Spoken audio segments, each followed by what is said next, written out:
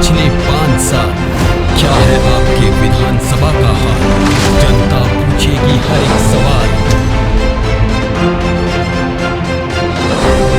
नमस्कार, स्वागत है आपका अलर्ट भारत न्यूज़ में। आज हम मौजूद हैं गुलाब बाग में। यहाँ के कुछ स्थानीय व्यापारियों से हम जानेंगे कि किसकी सरकार बन सकती है या किस। सर बताएं कि अभी दो दिन में चुनाव होने वाले हैं, तो आप किस तरह से देखते हैं कि किसकी सरकार बन सकती है? देखिए, सरकार बनने वाली जो बात है, मोदी जी ने बहुत अच्छे काम किए हैं, इसमें नो डाउट। गहलोत साहब भी अपनी अपनी जगह पे हैं, पर कहने का मतलब ये है कि निस्वार्थ राजनीति को करना चाहिए, व्यापारी की तरफ भी ध्यान रख के और काम करना चाहिए। गरीबी में ठीक है, गहलोत साहब ने गरीबी का ध्यान रखा है बहुत। मध्यम वर्ग कहाँ का जाएगा? सबको उनको फ्री में चीज़ वो दे रहे हैं, 500 रुपये में सिलेंडर दे रहे हैं, वो दे रहे हैं, ये क्या है? तो मध्यम वर्ग कहाँ जाएगा? उनके लिए भी तो होना चाहिए ना कुछ। दूसरी बात ये कि राजस्थान के अंदर जो मैं आपको कहना चाहता हूँ कि सरकार केंद्र में जब बीजेपी आती है, चाहे कांग्रेस आए, तो वो भी राजस्थान में भी वही आनी चाहिए, ताकि क्या कि काम होता है। जब कांग्रेस आ जाती है और राजस्थान है और केंद्र में अगर बीजेपी होती है तो काम में बहुत तकलीफ आती है। हम चाहते हैं कि डबल इंजन सरकार, अच्छा काम होना चाहिए। और हमारा उदयपुर टूरिज्म में बहुत आगे है। जो भी सरकार आए तो टूरिज्म को आगे बढ़ाना चाहिए, बढ़ावा देना चाहिए। धन्यवाद। सर, आपने जैसे कि देखा कि यहाँ पे किस प्रकार का इन्होंने कुछ कार्य किया है जिसको आप लोगों को फायदा पहुँचा? नगर निगम ने बहुत अच्छे कार्य किए हैं पिछले 3-4 वर्षों में। रही बात राज्य सरकार की, गहलोत साहब की, कर्जा लेके आते हैं दिल्ली से और हमारे ऊपर खर्च करते हैं, तो राज्य के ऊपर प्रत्येक व्यक्ति के ऊपर कर्जा बढ़ता है। पैसे तो हमारे हैं, फ्री में कोई चीज़ बांट तो दे नहीं वो, जेब से तो दे नहीं रहे, कर्जा तो हमारे ऊपर ही है। प्रत्येक व्यक्ति को आप देख लो कितना कर्जा है प्रत्येक व्यक्ति। फिर वहाँ पर केंद्र से पैसा लाएंगे, हमारे को फ्री में कौन किसको चाहिए फ्री में? कोई फ्री में नहीं चाहिए। फ्री में गारंटी चाहिए कि दंगे फसाद नहीं होंगे, पत्थरबाजी नहीं होगी, ठीक है, आतंकवादी घटनाएं नहीं होगी। इसकी गारंटी गहलोत साहब को लेनी चाहिए। ये बेवकूफ़ बना रहे जनता को, फ्री क्या फ्री? कोई फ्री नहीं है साहब। हम सब राजस्थान और मेवाड़ के निवासी है, मेहनत करना जानते हैं, मेहनत से कमाना जानते हैं, मेहनत से कमाएंगे, मेहनत से ही खाएंगे। फ्री नहीं चाहिए हमारे को, किसी को नहीं चाहिए फ्री। धन्यवाद। क्या जो भी सरकारी काम जो हो रहे हैं जनता के पैसे से ही हो रहे हैं, फ्री देके लोगों को और बेरोजगार कर रहे हैं, उनकी आदतें बिगड़ रही है, वो कोई काम करना चाह नहीं रहे क्यों उनको फ्री में मिल रहा है। ऐसा कब तक चलेगा? इस तरह से वो जो सामान ले रहे हैं, वो बाजार में बेच रहे हैं, वो अपने खुद के काम में नहीं ले रहे हैं। क्या जो भी चीज़ है, गेहूँ कृषि मंडी में जाके बेच रहे हैं यार, ये तो हालत कर रखी है। 500 रुपये का सिलेंडर भी बाजार में बिक रहा है वापस। तो ऐसा देने से क्या मतलब है? वो उनकी और आदतें खराब हो रही है, वो दारू पी रहे कर रहे हैं और अपने घर में और क्लेश पैदा कर रहे हैं। इस तरह की है, नहीं करनी चाहिए। तो सर, जैसे कि आपने कहा कि 500 रुपये का सिलेंडर बेच रहे हैं, तो मोदी सरकार ने भी 450 लागू किए हैं सिलेंडर के, तो उस बारे में आप क्या कहना चाहते हैं? वो जो भी है वो गलत हो रहा है। क्या इससे क्या हो जाएगा? आम जन को तो कोई फायदा हो ही नहीं रहा। जो आप केवल उनको ही दे रहे हो जो बीपीएल कार्ड वाले हैं, उन्हीं को। आम जन ने क्या किया? पैसा वो खराब कर रहा है, जीएसटी वो चुका रहा है, फायदा वो दूसरा ले रहा है, तो उसको बिल्कुल मिसयूज हो रहा है। क्या उससे उनकी और बेरोजगारी बहुत ज़्यादा फैल रही है, क्यों काम करना चाहते ही नहीं, फ्री का मिल रहा है, फिर काम करने की क्या जरूरत है? तो परिवार में और ज़्यादा क्लेश पैदा हो रहा है उनका। अपना वोट का स्वार्थ नहीं करना चाहिए उनको, काम करो बस, और सही करो। गहलोत सरकार यूं और कहने की 7 गारंटी है और इसमें से बंद कर देंगे, ये हमको क्या धमकी दे रही है क्या? 6 साल से बीजेपी का, 30 साल से बीजेपी का बोर्ड है नगर निगम में, यहाँ पर क्या विकास नहीं हुआ? सीवरेज लाइन का काम हुआ, मानसी वाकल का काम हुआ, रोड बनी चित्तौड़ वाली 4 लेन, क्या विकास नहीं है? ये सब पहले 2 कारें नहीं जा सकती थी अंदर, आज की तारीख में कारें जा रही है ठेठ अंदर तक। विकास की बात करते हैं, क्या विकास करेगी? कांग्रेस की स्लिप तो बट नहीं रही है, घर घर आ रहे हैं, बस इधर घूम रहे हैं उधर घूम रहे हैं, बस पैसों के लिफाफे हैं। यहाँ का प्रत्याशी मर गया था क्या? बाहर से लाए जो। तो उन्होंने कुछ चिरंजीवी योजना जैसे कि कोई फायदा नहीं है, कोई फायदा नहीं होता। आज मैं चले जाऊँ, मेरे को बीमार हो जाऊँ, चिरंजीवी योजना का कोई लाभ नहीं मिल रहा है मेरे को। चिरंजीवी योजना के बारे में मैं आपको बताऊं, मैं चश्मदीद गवाह हूं। मेरा नाम प्रहलाद कुमार, फोटोग्राफी व्यवसाय से जुड़ा हुआ हूं। चिरंजीवी योजना का मैं आपको बताऊं, 25 लाख तक का बीमा, फिर अभी उसको 50 लाख किया है। मुझे मेरे भाई का बाईपास ऑपरेशन करवाना था, हाथ जोड़ दिए, जूतियाँ घिस गई, फ़ायदा नहीं मिला। फिर किसी व्यवहार से जाके किया तो बोले नहीं साहब, जांच के पैसे तो आपको देने पड़ेंगे। तो इस टाइप की क्या प्रक्रिया है? महज ऑपरेशन मेरा लाख या 2 लाख रुपए का होगा, 1.5 लाख का। लेकिन जब योजना के लाभ के लिए गए, ये नहीं चलेगा, ये नहीं होगा। मतलब मेरे भाई का ऑपरेशन 3 महीने लेट हुआ। और मैं तो इतना कहना चाहता हूँ, जितने भी अब यहाँ भारत देश में लोग हैं, सब मेहनत करना जानते हैं, मेहनत का इंसान है। उनको फोकट की हड्डी या फोकट का खाना नहीं खिलाओ, उनको मेहनत करना सिखाओ। शिक्षा और मेडिकल फ्री होना चाहिए। इसके अलावा कोई भी चीज़ किसी को नहीं होनी चाहिए। और वाकई अगर कोई पात्र है तो उसको दीजिए। सबको बांट रहे हैं, फर्जी बिल बन रहे हैं। ये योजना क्या बोलते हैं, बस स्टेशन, बस नहीं, बस स्टैंड पे जो अन्य की योजना लगा रखी है, 2 रुपये में खाना खाओ, 5 रुपये में खाना खाओ। खाना 100 आदमी खाते हैं, बिल 1500 2 हज़ार के जा रहे हैं और पास हो रहा है। कौन देख रहा है? अप्रैल मैं इसका भी चश्मदीद गवाह हूँ। अप्रैल 2019 में जितने लोगों ने खाना खाया, उन्हीं का बिल अप्रैल 2020 में भी जुड़ गया और पैसा आ गया। मतलब ये नहीं होना चाहिए। केंद्र में सरकार जो हो, राज्य में वही सरकार होनी चाहिए। इससे विकास होता है। बाकी आधे अधूरे विकास से किसी को फायदा नहीं है। मेडिकल और शिक्षा फ्री होनी चाहिए। बाकी सब चीज़ का पैसा होना चाहिए, तभी हमारा देश तरक्की करेगा। तो क्या है कि राजस्थान में जो दंगे होते हैं, पता शक्ति प्रकाश, जो राजस्थान में दंगे होते हैं वो दंगे नहीं होने चाहिए, ना पत्थरबाजी होनी चाहिए। और आम महिला वो सुरक्षित होनी चाहिए। रात को 10 बजे से घर से निकले, सुरक्षित होनी चाहिए। छोटी छोटी बच्चियों के साथ बलात्कार है, ये हो रहा है, स्कूलों में हो रहा है, तो ये भी बंद होना चाहिए। इनके साथ फास्ट एक्शन है, कार्रवाई नहीं हो रही है, फास्ट एक्शन लिया जाए, ये हमारा कहना है। मतलब तो बीते 5 वर्षों में किस प्रकार का आपको नुकसान या किस प्रकार की परेशानियों को सामना करना पड़ा है? एक तो महंगाई बहुत हो गई है, पेट्रोल डीजल बहुत महंगा है। थोड़ा सा आप घूम फिर, ट्रैफिक भी बहुत है उदयपुर में, ट्रैफिक की समस्या है। थोड़ा सा घूमने जाओ, 100 रुपये का पेट्रोल भराओ, सारा दिन में वापस ख़त्म हो जाए, इतना ट्रैफिक रहता, धीरे धीरे जाना। इसलिए थोड़ा एलिवेटेड रोड भी बने और कुछ सुविधा और भी मिले आने वाले बच्चों को। युवाओं के साथ तो बहुत गड़बड़ करी। पेपर लीक में क्या करा उनका तो भविष्य खतरे में कर दिया ना। कुछ लोगों का ये भी कहना है कि वसुंधरा राजे की जब सरकार थी तभी पेपर लीक का मामला हुआ था, तो उस कुछ नहीं हुआ। पूरी जोधपुर से बस की बस भर के आई थी, उसमें उनको सबको पेपर बांट दिया, तो पेपर वहीं सोल्व हो गया था। आगे क्या करेगा? रिसेंटली बात है। और आज का पेपर देख लो, आज आप राजस्थान पत्रिका उठा के, जिसमें क्या क्या नहीं हुआ। उसी उदयपुर में क्या हुआ, कन्हैया हत्याकांड का क्या काम हुआ, कभी हुआ? आज से पहले कभी नहीं हुआ। बहुत सुरक्षित है उदयपुर, मेवाड़, राजस्थान का, कि जिसमें आराम से रात को 12-1 बजे घूमते थे, आज वो गला काट रहा है, बच्चों के साथ रेप हो रहा है, महिलाओं का अत्याचार हो रहा है। ये क्या करा? गहलोत के आते ही हुआ है, ये कांग्रेस सरकार ने करा है। आज से पहले तो नहीं हुआ कभी ऐसा। हम सुरक्षित ही नहीं है। अगर बीजेपी को नहीं लाते तो हम सुरक्षित नहीं है, देश ही सुरक्षित नहीं है। तो जैसे कि आपने देखा कि यहाँ के व्यापारियों ने कुछ कांग्रेस के प्रति निगेटिव पॉइंट भी बताए हैं। तो जैसे कि आपने देखा कि हम गुलाब बाग में थे, चुनाव को लेकर 2 दिन ही बाकी है और चुनाव के माहौल को लेकर व्यापारियों की क्या राय थी, तो मेरे साथ मौजूद है रक्षित परमार। तो रक्षित, जैसे कि आपने देखा कि चुनाव को लेकर क्या माहौल है, उस बारे में आप बताओ। जी, तो आज हमने उदयपुर में काफ़ी सारे स्थानीय लोगों से जानने का प्रयास किया है कि अभी परसों चुनाव है और उसको लेकर यहाँ के लोगों का क्या सोचना है, किन किन मुद्दों पर मतलब बड़ी गंभीरता के साथ में बात करते हैं। लेकिन इस वक्त अभी हम यहाँ उदयपुर में जिला एवं सेशन न्यायालय में यहाँ पर जो हमारे वकील साहब हैं, उन वकील साहब से चर्चा करेंगे, जानेंगे कि उनका क्या मत है। ऐसा माना जाता है कि आज़ादी की भूमिका में वकीलों का एक बहुत बड़ा योगदान रहा है। वर्तमान समय में वकीलों की क्या सोच है, आज की राजनीति को किस जगह देखते हैं और स्थानीय इलेक्शन अभी जैसा हो रहा है तो उसको लेकर क्या सोचना है सर? हमारे लिए तो सबसे अहम मुद्दा है कि हाईकोर्ट बेंच की स्थापना जो भी कराएंगे हम उनके साथ हैं। स्थानीय मुद्दों में हमारे लिए सबसे, क्योंकि आज हमारा दिन जो निकलता है सुबह से शाम हमारा कोर्ट में निकलता है, घर हमारा पहला घर ये है, बाकी दूसरा घर है, उससे ज़्यादा हम इसकी चिंता करते हैं। हमारे लिए मुद्दा बहुत अहम है जिसमें एक हाईकोर्ट बेंच की स्थापना हो, जिसमें हम लोग यहाँ पर एक अलग लेवल पे प्रैक्टिस कर सकें और हमारा भी एक स्टैंडर्ड बने कि कुछ ऑनलाइन जिससे हम लोग करना चाह रहे हैं वैसा हो पाए।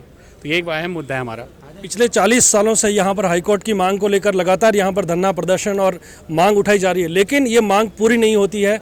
आखिर इसके पीछे क्या ऐसा है जो अभी तक मैकेनिज्म प्रॉपर काम नहीं कर रहा है, या राजनीतिक जो पार्टियां सत्ता में आती है वो केवल वादा खिलाफी तक सीमित रहती है? हाईकोर्ट की बेंच यहाँ पर स्थापित क्यों नहीं हो पाई है सर, क्या लगता है आपको? जब भी यहाँ पार्टी के लोग आते हैं बड़ी बड़ी बातें करके चले जाते हैं जी, इलेक्शन के मैनिफेस्टो में हाईकोर्ट बेंच को पहला मुद्दा है। उदयपुर संभाग देख लो, बांसवाड़ा संभाग अभी बना, पहले हमारा संभाग में था। वहाँ पे भी अगर टॉप 10 के अंदर देखो तो हाईकोर्ट बेंच की सबसे बड़ी मांग रखी गई है मुद्दे के अंदर। लेकिन जो भी नेता आते हैं सिर्फ वादा करके और चले जाते हैं। आप लोग आए हैं, मीडिया वाले आए, मैं एक बात बताता हूँ, आम दिनों में आओ, यहाँ जो गरीबी के लोग आते हैं, बांसवाड़ा से आते हैं, डूंगरपुर से आते हैं, वहाँ से आते हैं, वहाँ की स्थिति अगर देखो, ये मुद्दा कोई आम एडवोकेट के लिए नहीं कर रहे हैं, ये उन लोगों के लिए कर रहे हैं हम जो आम जनता को इतनी ज़रूरत है। यहाँ से 500 किलोमीटर दूर जा रहे हैं, कुशलगढ़ से 500 किलोमीटर, बांसवाड़ा से 400 किलोमीटर। अब उनको देखो, आपने ना छोटी छोटी जगह पे सर्किट बेंचें दिए। आप एमपी में जाओ तो 3 बेंचें, महाराष्ट्र में जाओ तो आप 3 या 4 बेंचें, साउथ के अंदर जाओगे तो वहाँ हर डिस्ट्रिक्ट पे वर्चुअल दे दिए। लेकिन क्यों हमारे साथ ही, मेवाड़ के साथ ही क्यों दुर्व्यवहार करते हैं ये लोग नेता? हमारे एडवोकेट्स ने इस बार हमने सोच रखा है, सारे एडवोकेट्स ने, जो हाईकोर्ट बेंच लाएगा उसी के साथ खड़े रहेंगे। और आपको क्या लगता है सर, जैसा आपने बताया कि हमने इस बार ऐसा तय कर रखा है कि हाईकोर्ट बेंच जो लाएगा हम उसके साथ खड़े होंगे, आपको क्या लगता है? ऐसा है कि हाईकोर्ट बेंच का भी जो बताया भरत जी ने, ये हमारा मेन मुद्दा है और पिछले 40-41 साल से चल रहा है जी। इसको तवज्जो ये लोग खाली अपने पॉलिटिकल फ़ायदे के लिए उठाते हैं और भूल जाते हैं और बात ही नहीं करते हैं। न इसको मैनिफेस्टो में देते ज़रूर हैं, किंतु आगे इस पर कोई कार्रवाई नहीं करते हैं। यहाँ तक कि ये जो सरकार का काम है आगे भेजना कि यहाँ होनी चाहिए, कोई ऐसी कहते हैं हमारे पास कोई आपका ज्ञापन ही नहीं है, मतलब एकदम बिल्कुल इस मुद्दे को दबा के रखते हैं। और पॉलिटिकल जब भी चुनाव आते हैं उस टाइम ये करते हैं लोग। तो हमारे वकीलों में तो यही है कि इस मुद्दे को जब तक कोई भी आगे रह के कार्रवाई नहीं करेगा, हमारे साथ जुड़ेगा नहीं, हम उनके चक्कर में आने वाले नहीं हैं और ये चलेगा। सर ये तो रही हाईकोर्ट बेंच की मांग की बात, इसके अलावा भी क्या वकीलों के ऐसे मुद्दे हैं जिसको लेकर आप लगातार मतलब मांग उठाते रहे हैं और आपको लगता है कि हाँ ये एक बुनियादी ज़रूरत है जिसके ऊपर राजनीतिक पार्टियों को बात करनी चाहिए? हमारा मेन मुद्दा तो हाईकोर्ट बेंच को लेकर के है। एक तरफ तो कोई भी पॉलिटिकल पार्टी आती है वो कहती है गरीबी हटाओ, गरीबी हटाओ। आज एक व्यक्ति को जो हमारे यहाँ काम, छोटा सा काम 2, 4, 5, 10 हज़ार रुपये में हो जाता है, हाईकोर्ट के नाम पर वहाँ पे उनके लाखों रुपए खर्च होते हैं। तो ये कोई छोटा मोटा मुद्दा नहीं है। एक आम आदमी व्यक्ति से पूछो जिसको एक बेल खारिज हो जाए या जिसका कोई सिविल में कोई अपील करनी पड़े, वो कहाँ से पैसे लेकर के आता होगा? अब सर ये हाईकोर्ट मांग की मैं लगातार यहाँ इंटरव्यू करता रहा हूँ और ये मुझे पता भी है कि ये वकील समुदाय लगातार इस मांग को उठाता रहा है, लेकिन कहीं न कहीं ये जनता के बीच में मुद्दा नहीं जा रहा है। जनता ने कभी ये मुद्दा नहीं उठाया कि उनको हाईकोर्ट की ज़रूरत है। क्यों ये बात जनता तक नहीं पहुंच पा रही है? नहीं, ऐसा नहीं है। ये भरत जी जब हमारे पूर्व अध्यक्ष थे, अब इनके टाइम के अंदर हमने बहुत बड़ा आंदोलन किया था।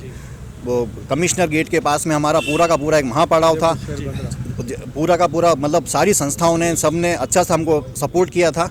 पर ये सिर्फ एक राजनीतिक मुद्दों के अंदर लेकर के जो हमारे एक पॉलिटिकल विल नहीं है लोगों में, इसलिए वो ऊपर नहीं उठ पा रहा है। बाकी जनता हमारे साथ है, पूरा वकीलों के साथ है।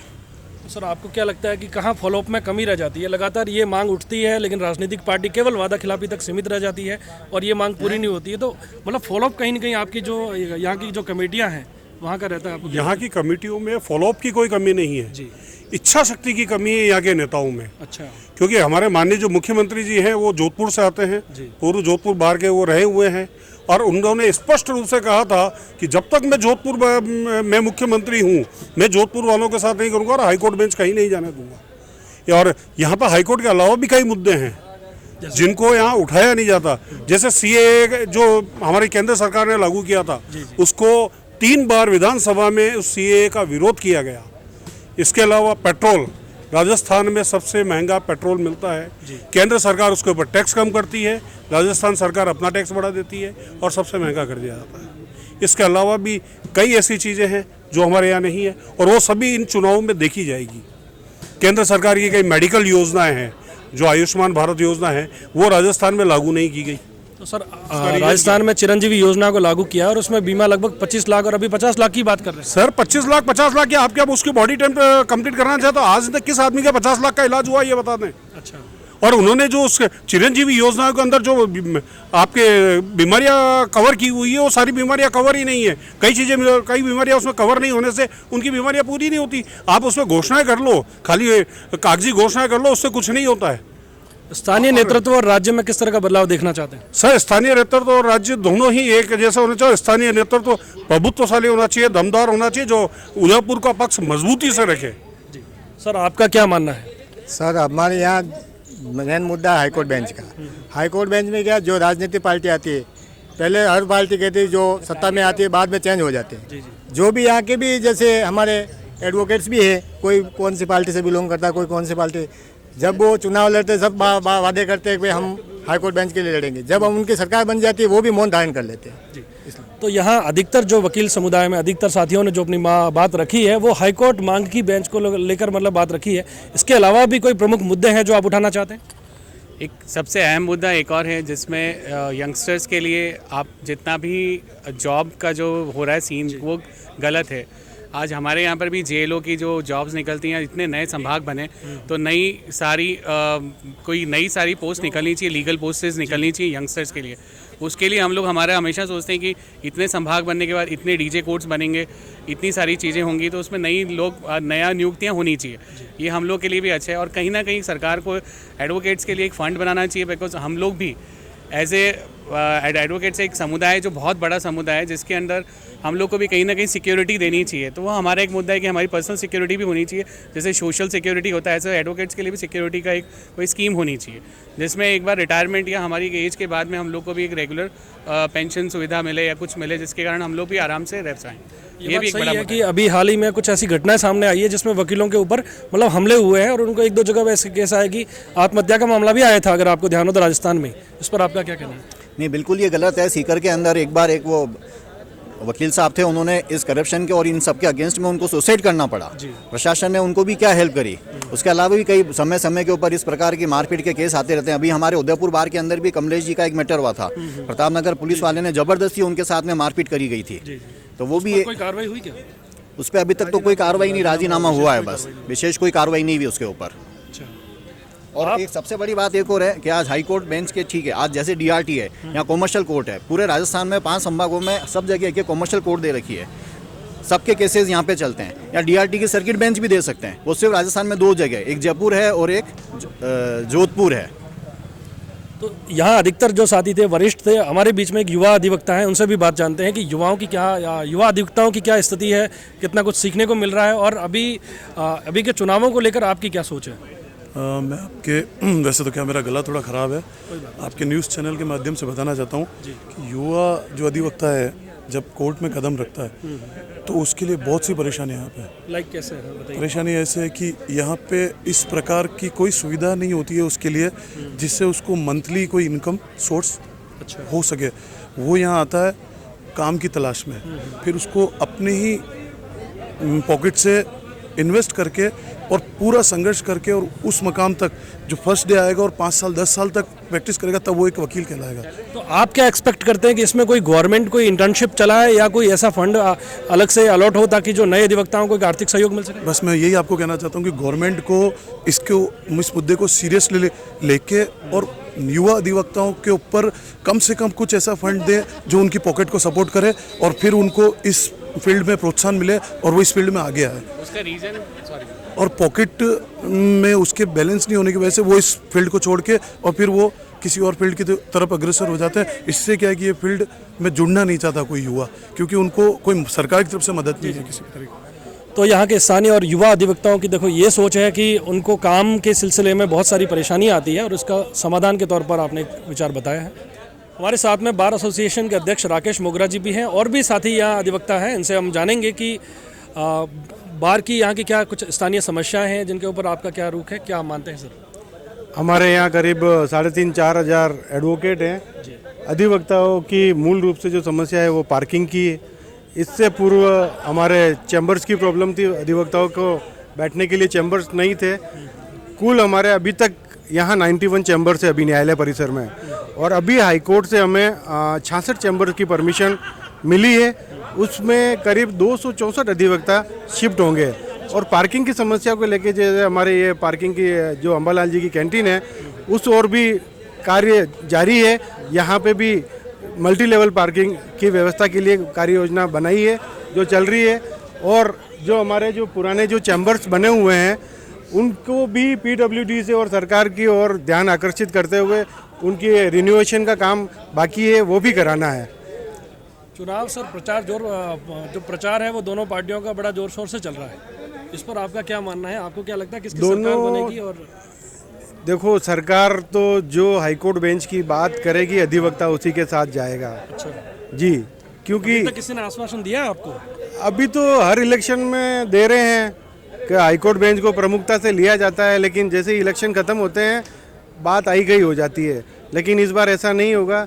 जो पूर्ण रूप से सक्षम होकर सुदृढ़ तरीके से लिखित में देगा कि हाँ हम हाईकोर्ट बेंच के लिए काम करेंगे, तो हम सारे अधिवक्ता उन्हीं के साथ जाएंगे।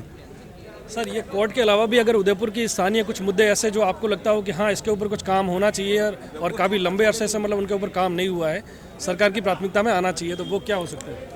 हमारे न्यायालय परिसर में जैसे कि न्यायालय की संख्या तो ज़्यादा है, लेकिन कुछ पद खाली है, जिसकी वजह से त्वरित न्याय अधिवक्ताओं के साथ में क्लाइंट को नहीं मिल पा रहा है। इस ओर भी हमारा हाईकोर्ट प्रशासन हमारी तरफ से लेटर भी दिया था कि हमारे यहाँ न्यायालयों की संख्या है लेकिन न्यायाधीश कम है। उसके लिए भी हमने लिखा है, तो उन्होंने आश्वासन दिया है कि जल्द ही जो खाली पद पड़े हुए हैं उनको भरा जाएगा। सर, आपकी क्या राय है? सर ने जैसा कहा कि स्थानीय जो जजेस के पद हैं वो और भरे जाने चाहिए, आपको क्या लगता है और कोई मुद्दा है जिसके ऊपर बात की जानी चाहिए? एक तो जो स्थायी लोक अदालत है वो इस कोर्ट परिसर से करीबन 2 किलोमीटर दूर भोपालपुरा पुलिस चौकी के यहाँ है।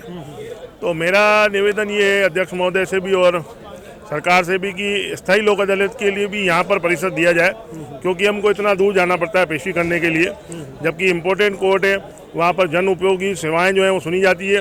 उसका क्राइटेरिया भी बहुत बढ़ा दिया है, केवल जरूरी आवश्यकता से ऊपर अब इंश्योरेंस, बैंक वगैरह आदि उन चीज़ों को भी उसमें सम्मिलित किया गया है, इसलिए उस परिसर को भी यहाँ शामिल किया जाए। इम्पोर्टेंट कोर्ट है। और दूसरी जो है एक पानी पीने की व्यवस्था जो है यहाँ पर अभी काफ़ी जो है वो अध्यक्ष साहब ने कोशिश तो करी है, 90% प्रॉब्लम सॉल्व हुई है पीने के पानी की, 5-10% और है वो भी हो जाएगी। दूसरा शौचालय वगैरह जो है वो उनकी भी काफ़ी जो है सुधार हुआ है, वो भी अब साफ़ सुथरे हुए हैं, लेकिन थोड़ी बहुत तो प्रॉब्लम्स है, तो वो भी हो जाएगी। कैंटीन वगैरह जो है केवल जो है चाय नाश्ते तक की व्यवस्था है, लेकिन क्या होता है कि काफ़ी लंबा टाइम कोर्ट में बैठना पड़ता है, शाम के 6 भी बज जाती है, 7 भी बज जाती है, कई दफ़ा सुबह जल्दी आना पड़ता है, तो लंच वगैरह की भी जो व्यवस्था है तो उस हिसाब से खाने की व्यवस्था भी यहाँ होनी चाहिए, और वो भी हो ही रही है। और दूसरा क्या है, जो काफ़ी वकील जो है टिफ़िन लेके आते हैं, 100, 200, 300 वकील जो टिफ़िन लेके आते हैं, तो उनको बैठ के खाने की व्यवस्था जो है हमारे अध्यक्ष पूर्व जो हमारे जो अभी अध्यक्ष हैं उन्होंने करी है, लेकिन वो भी अभी कुछ उनमें भी मेरे हिसाब से सुधार होना चाहिए, क्योंकि टिफ़िन खोल के और खाने की व्यवस्था भी अभी उस तरीके से नहीं है जैसी होनी चाहिए। बिल्कुल, तो ये बुनियादी जो बातें थी यहाँ की बार को लेकर थी, और जिन्होंने बहुत अच्छे से आपने बात करी है।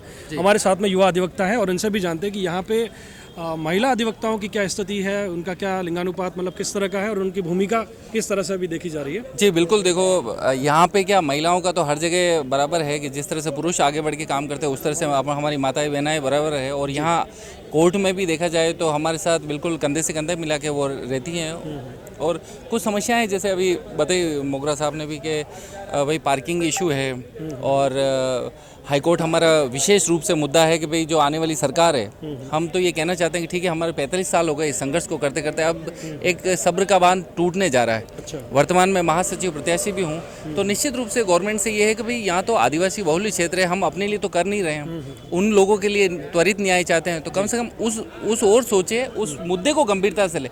अब ये मुद्दा कोई ऐसा नहीं है कि इसको हल्के में लिया जा सकता है, ये बहुत बड़ा मुद्दा है और हम इसके लिए ज़बरदस्त अग्रसर है। सर, तो आपको क्या लगता है कि क्या ये मुद्दा कहीं की राजनीति का शिकार हो रहा है? आगे क्यों स्टेप नहीं लिया जा रहा है? देखिए, निश्चित रूप से कोई न कोई बात अब इसमें कहीं न कहीं कुछ न कुछ प्रॉब्लम्स तो आ रही है, लेकिन अभी जैसे हमारे यहाँ से प्रतिनिधिमंडल वर्तमान विधि मंत्री से मिलके भी आए दिल्ली में, तो उन्होंने कहा कि भाई वर्चुअल कोर्ट आपके उदयपुर को दी गई है, तो उन्होंने मौखिक रूप से आश्वासन दिया है। अभी उसके ऊपर इम्प्लीमेंटेशन कुछ हुआ है? अभी नहीं हुआ है, लेकिन हम वापस अभी ऐसी है कि वापस हम उस बात पे भी वापस उनसे मुलाकात या ऐसा कुछ हुआ तो करेंगे। अब जैसे भी कार्यकारिणी और जो भी डिसाइड करेंगे। सबसे बड़ा मुद्दा यही है कि भाई हाई कोर्ट हमारे लिए मुख्य विषय है। जी सर। तो यहाँ पे अधिकतर जो अधिवक्ताओं ने बात रखी है कि हाईकोर्ट की बेंच की मांग को प्राथमिकता से उठाया है और यहाँ पे युवा अधिवक्ताओं के लिए भी एक विशेष फंड की बात कही है कि कोई भी राज्य सरकार जो भी सत्ता में आए वो युवाओं के लिए एक विशेष फंड की घोषणा करे। और भी यहाँ जो बार एसोसिएशन के अध्यक्ष हैं उन्होंने भी अपनी बात रखी है। नमस्कार, थैंक यू। कितना काम हुआ पिछले 5 साल, क्या है आपके विधानसभा का हाल, जनता पूछेगी हर एक सवाल।